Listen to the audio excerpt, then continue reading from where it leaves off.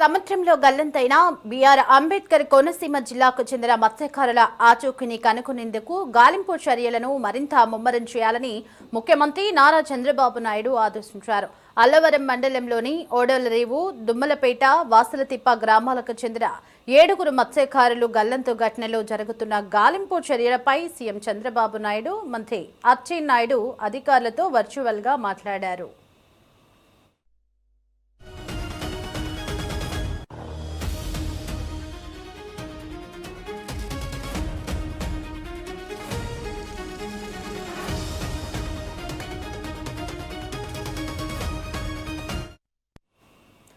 గాలింపు చర్యలు ఏ మేరకు జరుగుతున్నాయని అడిగి తెలుసుకున్నారు. మత్స్యకారుల ఆచూకీ కోసం కోస్ట్ గార్డ్స్, మెరైన్ పోలీసులు గాలిస్తున్నారని, జిల్లా యంత్రాంగం ఎప్పటికప్పుడు గాలింపు చర్యలను పర్యవేక్షిస్తుందని అధికారులు సీఎంకు తెలిపారు. ఇప్పటికే 2 డార్నియర్ విమానాలు, నేవీ బోట్లతో పాటు మరో 7 బోట్లతో గాలింపు చర్యలు చేపట్టినట్లు అధికారులు వివరించారు.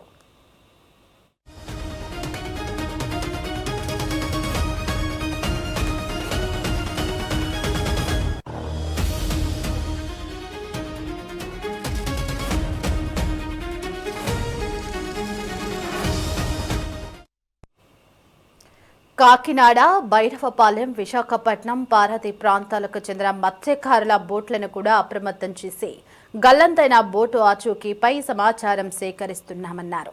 అయితే పారాదీప్కు 14 నాటికల్ మైళ్ల దూరంలో కొన్ని పడవలను గుర్తించామని, వాటి గురించి ఆరా తీస్తున్నామని అధికారులు సీఎంకు తెలిపారు. గాలింపు చర్యలకు సంబంధించిన వివరాలను ఎప్పటికప్పుడు ఆ 7 కుటుంబాలకు తెలియజేస్తూ ఉండాలని సీఎం చంద్రబాబు అధికారులను ఆదేశించారు. రైట్గా ఇదే అంశానికి సంబంధించి మరింత సమాచారం మా కరెస్పాండెంట్ కాశీరావు ఫోన్ లో అందించడానికి మనకి అందుబాటులో ఉన్నారు. కాశీరావు, సముద్రంలో గల్లంతైన కోనసీమ జిల్లా మత్స్యకారుల గాలింపు చర్యలపై సీఎం చంద్రబాబు ఆరా తీసినట్లుగా తెలుస్తోంది. అప్డేట్స్ ఏంటి కాశీరావు?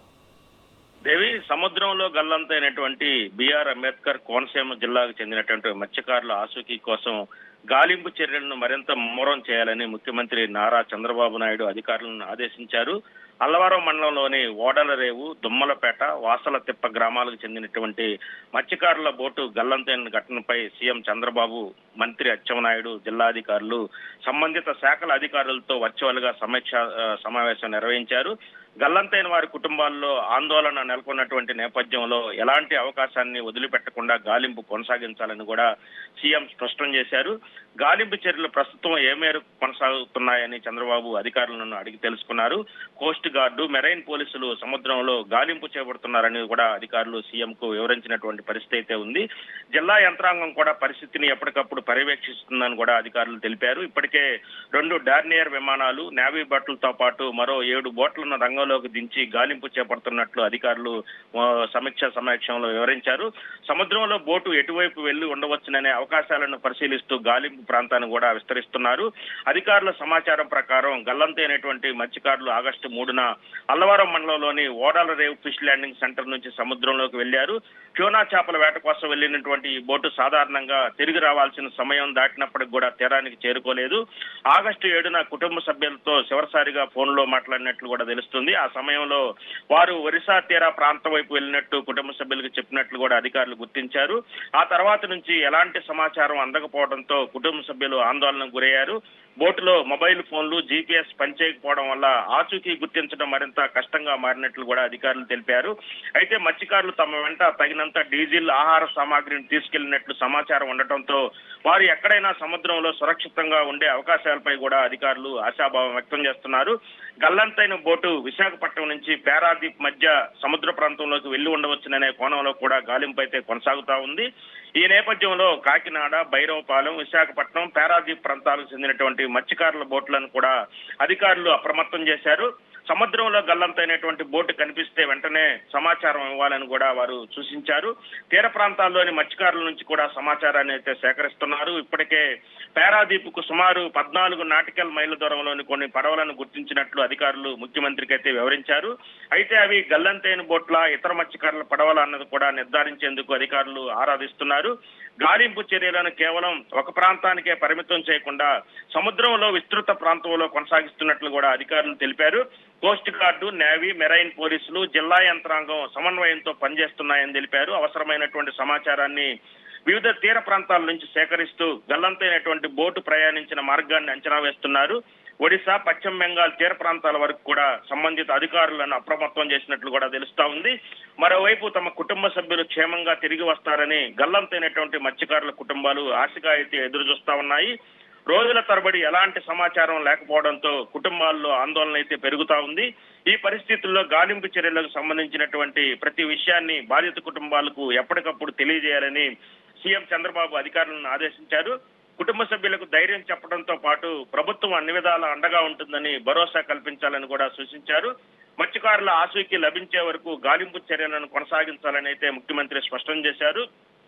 సముద్రంలో వాతావరణ పరిస్థితులు, అలల తీవ్రత, గాలుల దిశ వంటి అంశాలను పరిగణలోకి తీసుకుని గాలింపు పరిధిని అవసరమైన మేరకు పెంచాలని కూడా అధికారులను ఆదేశించారు. ఒకవైపు నేవీ, కోస్ట్ గార్డ్ బలగాలు సముద్రంలో గాలిస్తుండగా మరోవైపు మత్స్యకారుల బోట్ల ద్వారా సమాచారం అయితే సేకరిస్తా ఉన్నారు. గల్లంతైనటువంటి మత్స్యకారులు సురక్షితంగా ఎక్కడైనా ఉన్నారనే ఆశతో అధికారులు అన్ని వర్గాల్లో అయితే ప్రయత్నం చేస్తా ఉన్నారు. వారి ఆచూకీపై ఏ చిన్న సమాచారం వచ్చినప్పటికి కూడా వెంటనే స్పందించేలా సమన్వయ వ్యవస్థనైతే ఏర్పాటు చేశారు. గాలింపు చర్యల పురోగతిని జిల్లా అధికారులు ఎప్పటికప్పుడు రాష్ట్ర ప్రభుత్వానికి తెలియజేస్తున్నారు. ఈ ఘటనతో తీర ప్రాంత మత్స్యకారుల్లో కూడా ఆందోళన నెలకొన్నటువంటి నేపథ్యంలో సముద్రంలోకి వెళ్లే మత్స్యకారుల భద్రతపై మరింత అప్రమత్తంగా ఉండాల్సిన అవసరం ఉందని కూడా అధికారులు తెలియజేస్తా ఉన్నారు. మొత్తంగా అల్లవరం ప్రాంతానికి చెందినటువంటి గల్లంతైన మత్స్యకారుల కోసం సముద్రంలో భారీ స్థాయిలో గాలింపు అయితే కొనసాగుతా ఉంది. డార్నియర్ విమానాలు, నేవీ బోట్లు, కోస్ట్ గార్డు, మెరైన్ పోలీసుల బృందాలతో పాటు స్థానిక మత్స్యకారుల బోట్లను కూడా గాలింపు కోసం వినియోగిస్తున్నారు. పేరాదీప్ సమీపంలో పడవలు కనిపించడంతో వాటిపై కూడా అధికారులు దృష్టి సారించారు. మత్స్యకారుల కుటుంబాలకు ప్రతి దశలో సమాచారం అందిస్తూ ఆచూకీ లభించే వరకు కూడా గాలింపు చర్యలను మరింత వేగవంతం చేయాలని సీఎం చంద్రబాబు ఆదేశించారు. ఇప్పుడు గల్లంతైన మత్స్యకారులు క్షేమంగా తిరిగి రావాలని వారి కుటుంబ సభ్యులతో పాటు తీర ప్రాంత ప్రజలు కూడా ఆశగా ఎదురు చూస్తున్నటువంటి పరిస్థితి అయితే మనకి కనిపిస్తా ఉంది. దేవి.